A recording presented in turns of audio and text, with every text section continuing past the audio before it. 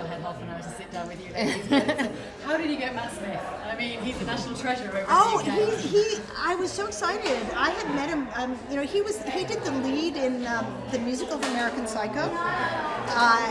So I was at the Emmys as a guest, and I just went up to him and said, "Hi, I'm Mary Harron. I did American Psycho." We had a nice meeting.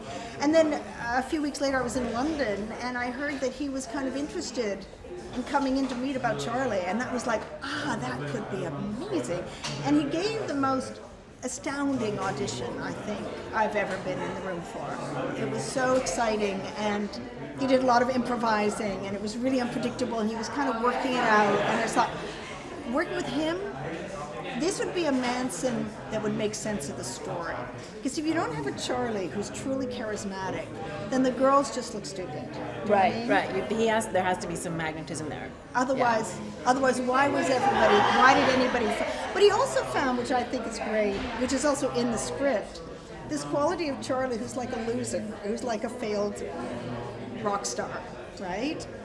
Yeah, and I think Matt does a beautiful job of balancing that, and I mean, in a way, humanizing this person who everybody thinks of as this evil, just making, and which is what I wanted to do with this script, is like make him a real person who also just has weaknesses and isn't all powerful. He's like, sometimes he's just wants to be famous and isn't. Yeah, and he was like this guy who'd grown up in prison. In the movie, I spent my life in prison. He was in prison basically from the age of 12. And he was like this feral creature, and he was kind of a loser who had a strange, like a lot of loser, like hit lucky, had a strange gift for manipulating women. Does that remind me of? Yeah, right? There are people who their one genius is manipulation.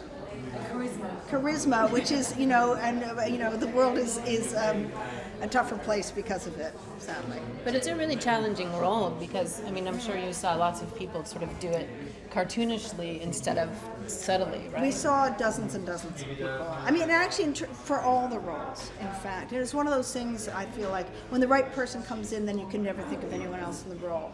That was also true of Hannah Murray.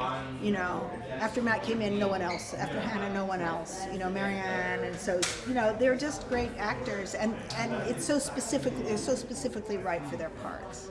Thank you so much.